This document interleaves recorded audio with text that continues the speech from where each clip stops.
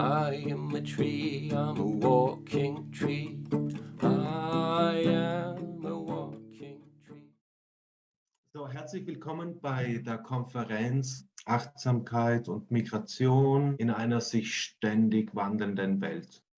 Welcome to the conference, Mindfulness and Migration in the Constantly Changing World. Just seen that Michaela wrote something in the chat.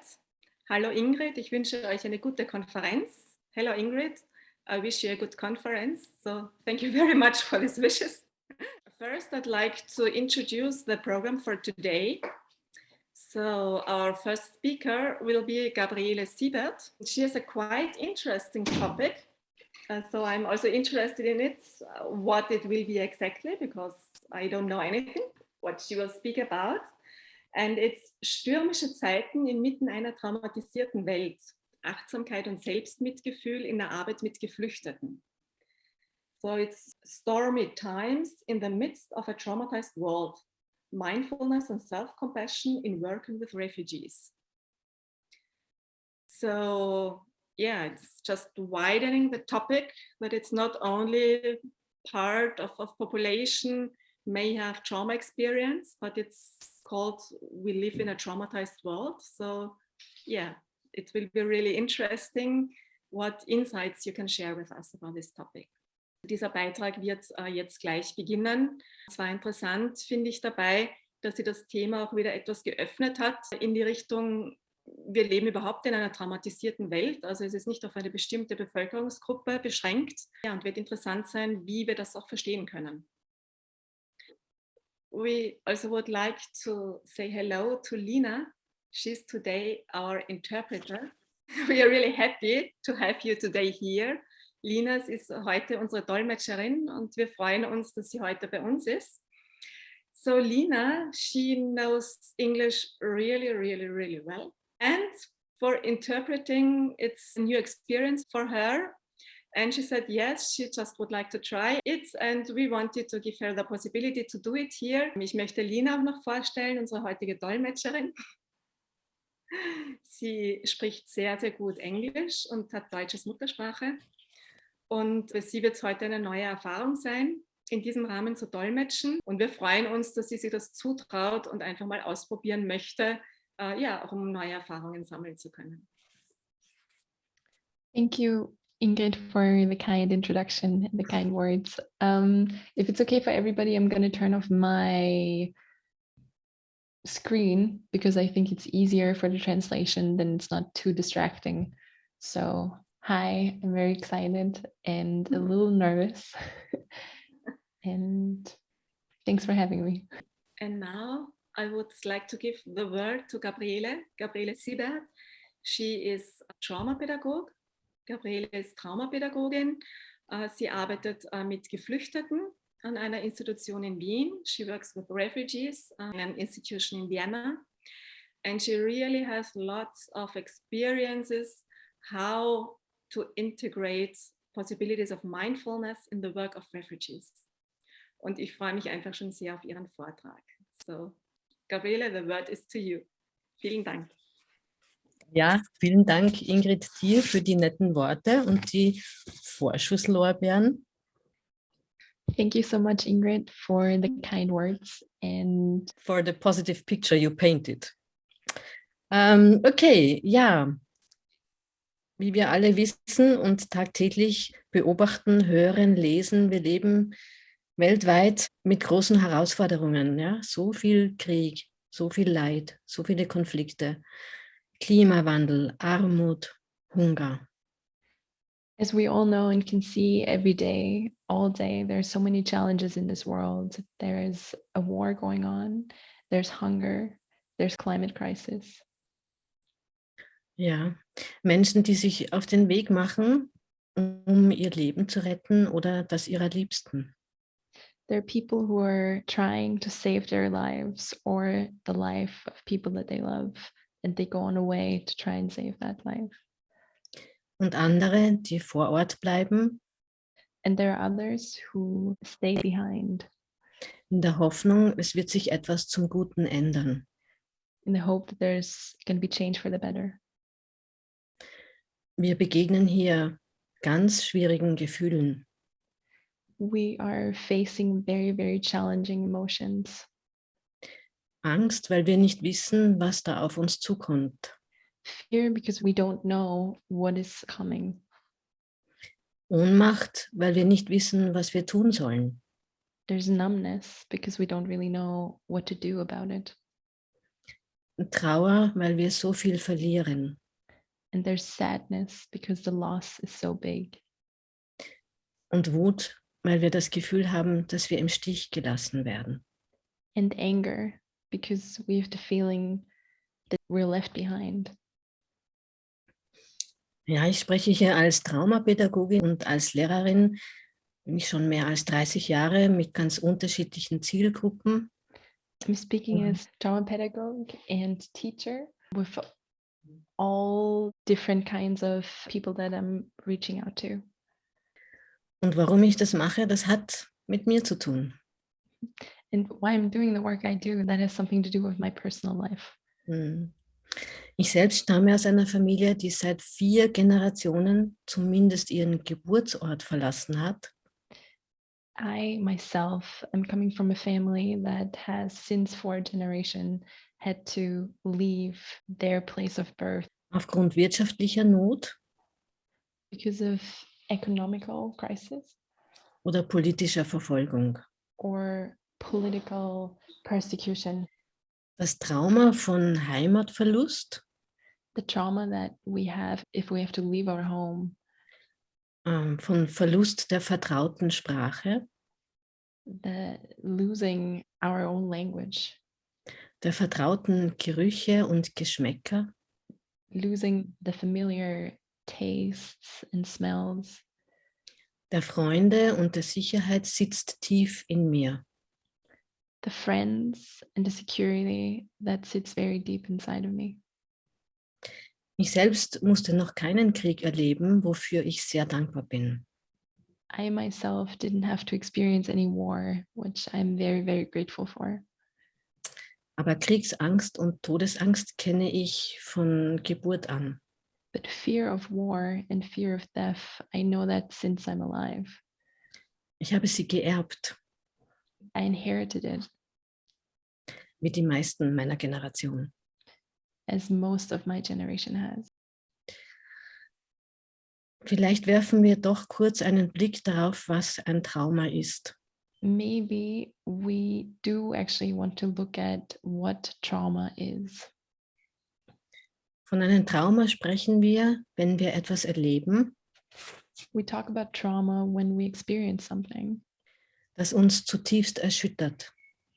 that shakes our core, shakes our being, Und uns die inneren und äußeren Ressourcen fehlen, and we are lacking of the inner and outer resources um aus dieser Situation gut herauszukommen.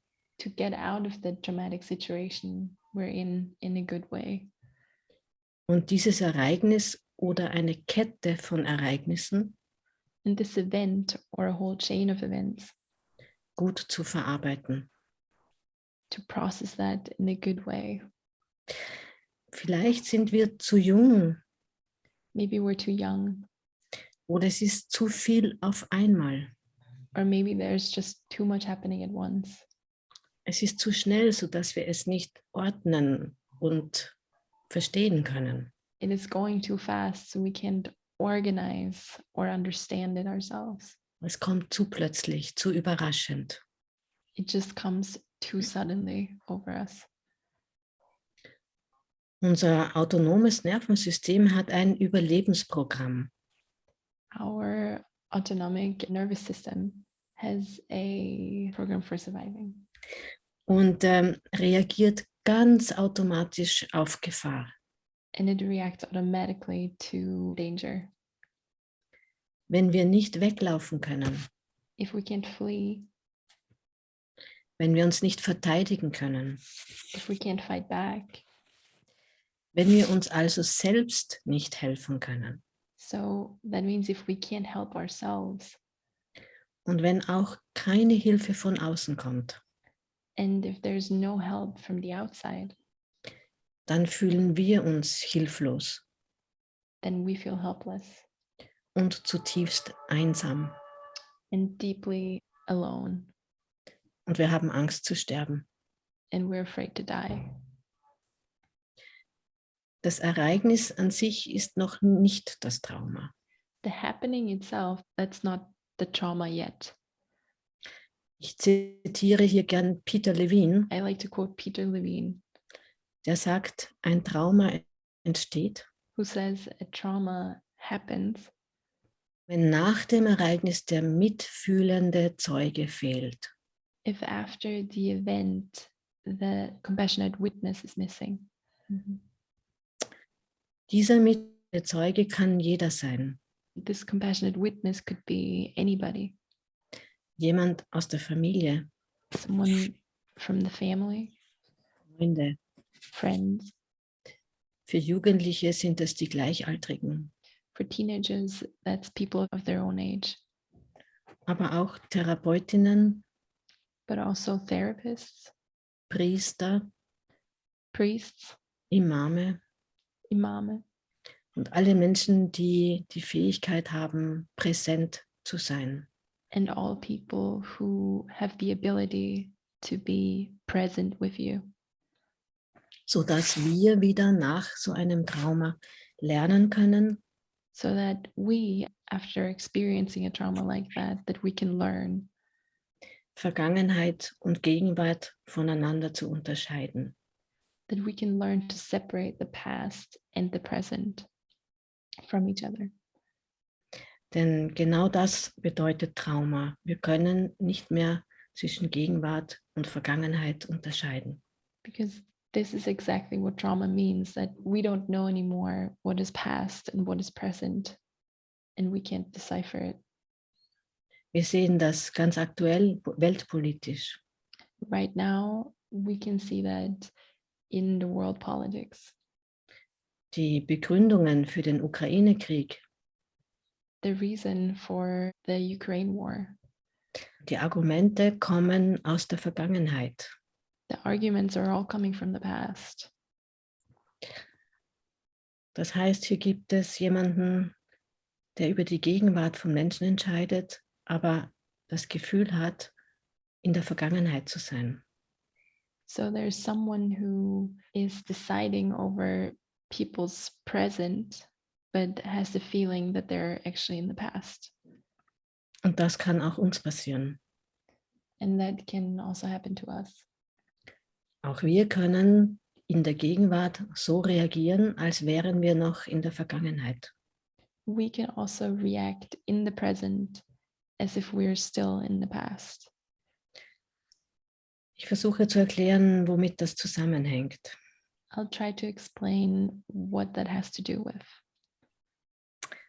Wenn unser Nervensystem keine Möglichkeit hat, sich zu beruhigen, If our nervous system doesn't get the chance to calm itself down, weil die Bedrohung tatsächlich noch anhält, because the threat is actually still present, oder wenn wir nach der Gefahr or if after the threat, keine Hilfe gekommen ist if no one came to help us, und wir auch keine eigenen Ressourcen hatten, and we also didn't have our own resources, dann entwickelt sich ein Trauma.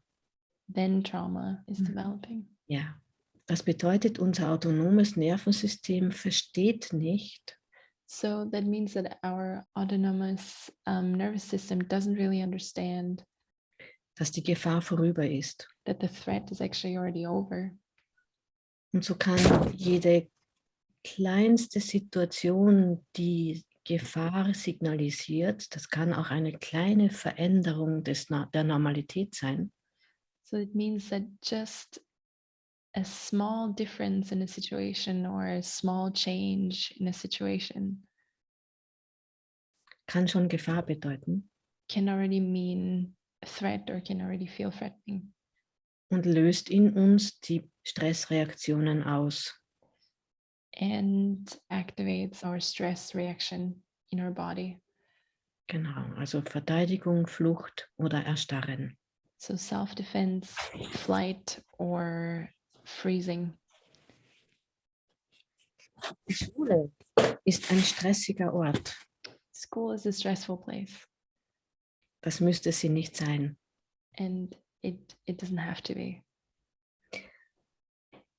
Wir müssen natürlich unterscheiden zwischen einer Aufregung vor einer Prüfung We have to differentiate between a nervous feeling or an excitement for an exam und einer Angst vor zum Beispiel einer Lehrperson. and the actual fear of a teacher. Ich arbeite ja, wie Sie oder wie ihr wisst, mit Geflüchteten I am working with refugees, as you know, und sehe also jeden Tag, and see daily welche Symptome Jugendliche zeigen, wenn sie eine traumatische Vergangenheit haben. what symptoms teenagers show when they have a traumatic past or have had a traumatic past. Viele sind sehr unruhig, müssen oft aufstehen oder zappeln. A lot of them are very nervous. They always have to get up, or they always have to move their body. Sie schauen die ganze Zeit um sich They always look around oder aus dem Fenster. or out of the window. Und das hat mit Orientierung zu tun. Trauma hat ganz viel damit zu tun, mich wieder orientieren. Wo bin ich? Was ist passiert? Herrscht hier immer noch Gefahr?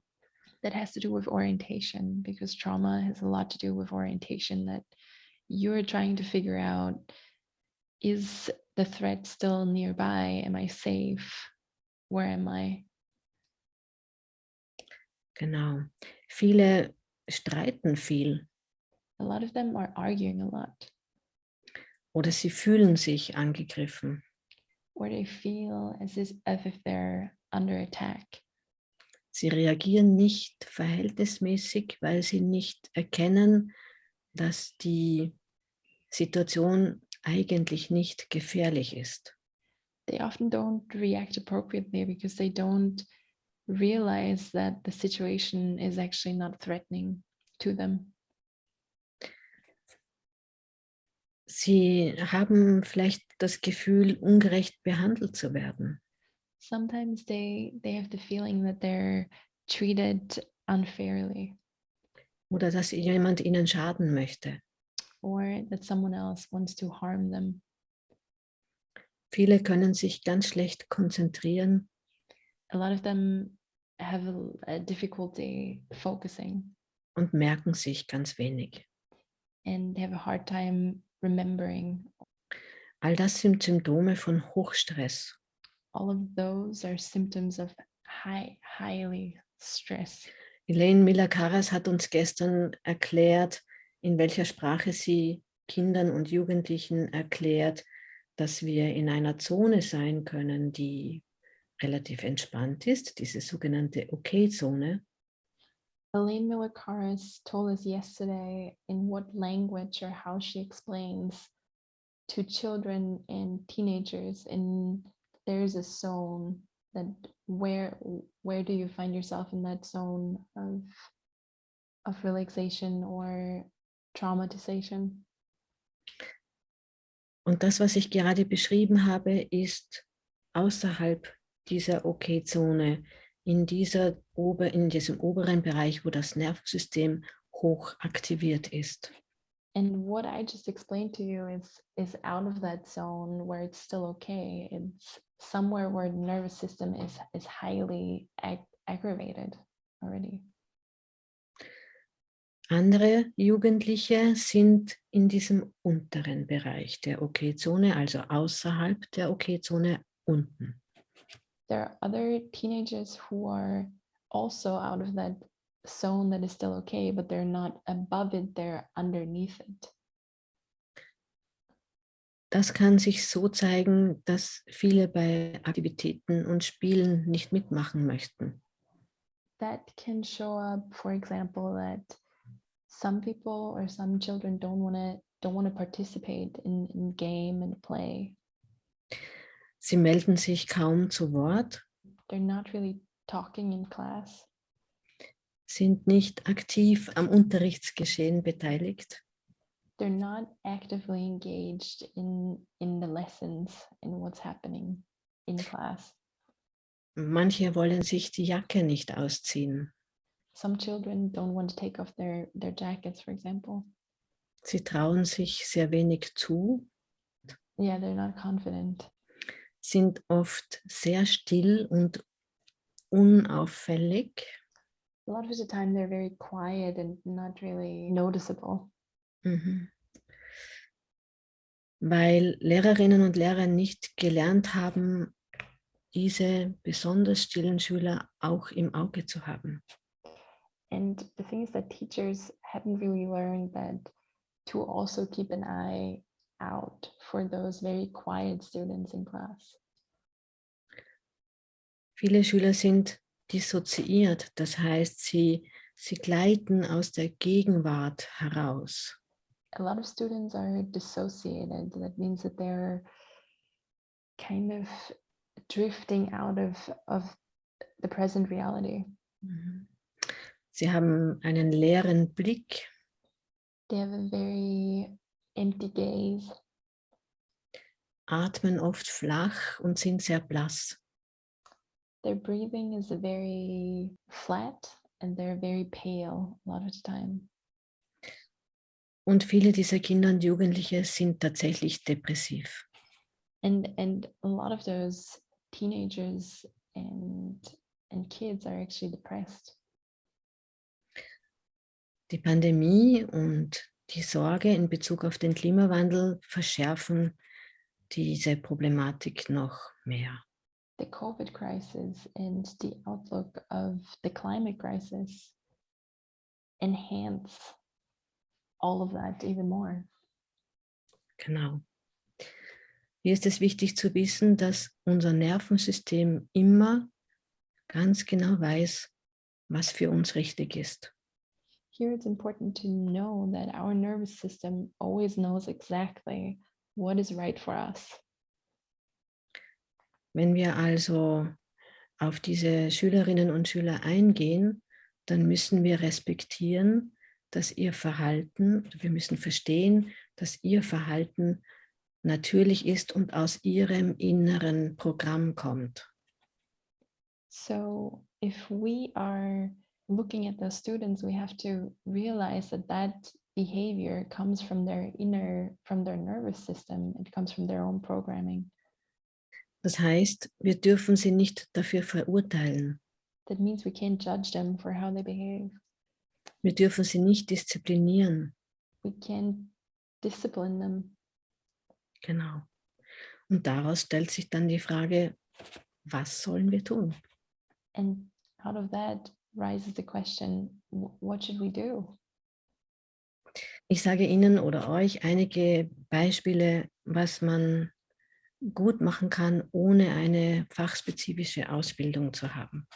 I will give you guys a couple of examples how to do a good job without having an education or having a specific example. Genau, zum Beispiel als Traumapädagogin oder traumasensitive Achtsamkeitstrainerin. For example, as trauma educator or trauma sensitive mindfulness a trainer. Das Allerwichtigste ist, dass Kinder und Jugendliche die Wahl haben. The most important thing is that kids and teenagers have the choice. Wenn sie bei einer Aktivität nicht mitmachen wollen, dann müssen sie nicht. If they don't want to participate in an activity, then they don't have to. Und wir versuchen sie auch nicht mit besonders viel Energie dazu zu motivieren. Wir sagen nicht, jetzt komm, das macht doch Spaß, mach mit.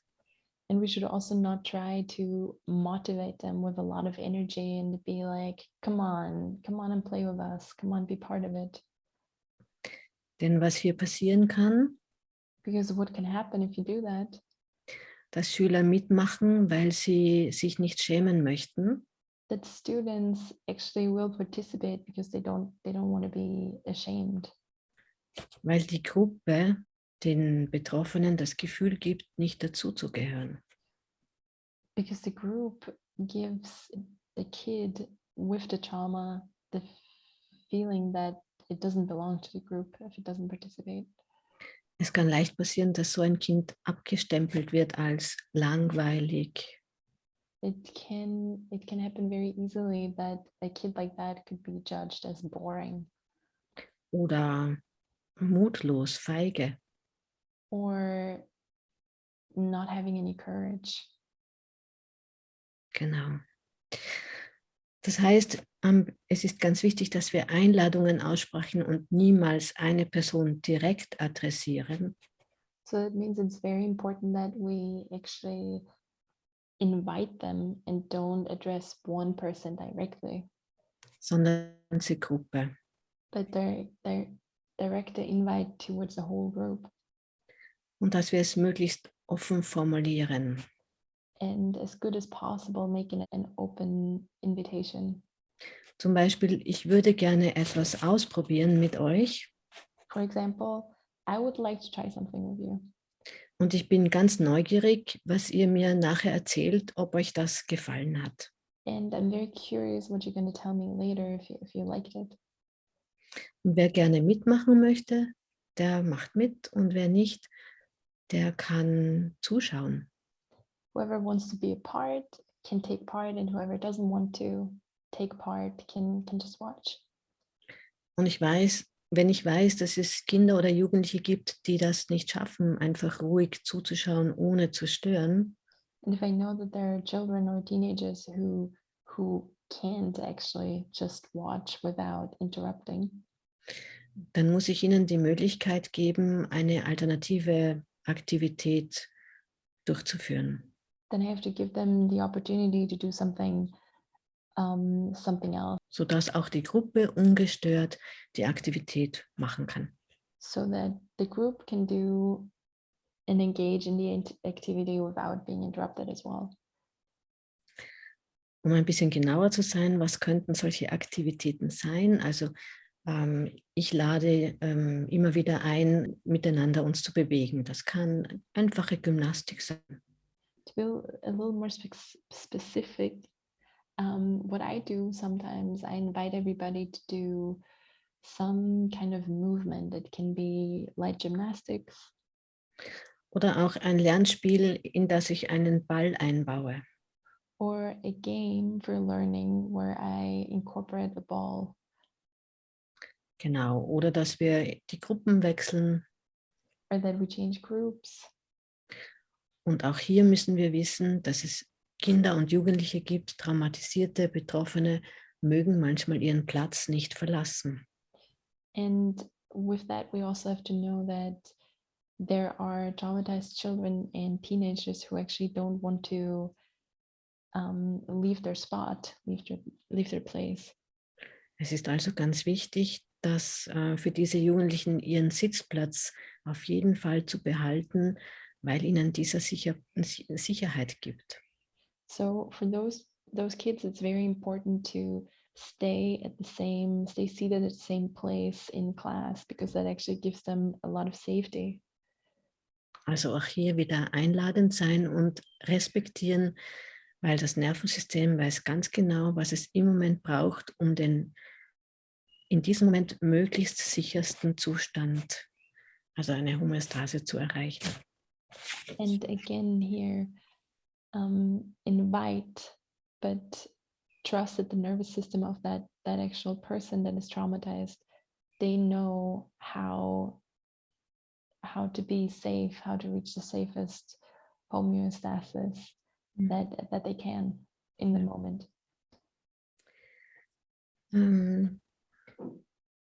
Ich erzähle gerne dann als Beispiel, um nicht zu sagen, mach es so, erzähle ich dann gerne, ich kenne jemanden, der, so habe ich zum Beispiel Jugendlichen gesagt, in meiner Schulzeit hatte ich eine Sitznachbarin, die hat immer gekritzelt und so konnte sie sich viel besser konzentrieren.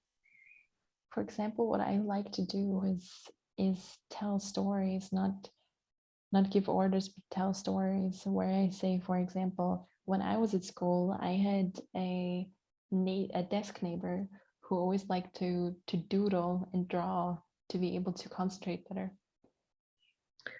Oder ich schlage vor, ich frage, wer hört denn gerne zu Hause beim Hausübung machen Musik?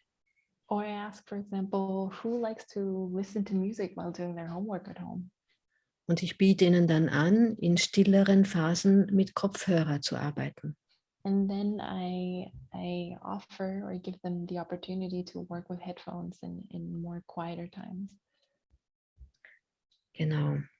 Ich mache sehr viel Psychoedukation. I do a lot of psychoeducation. Thank you.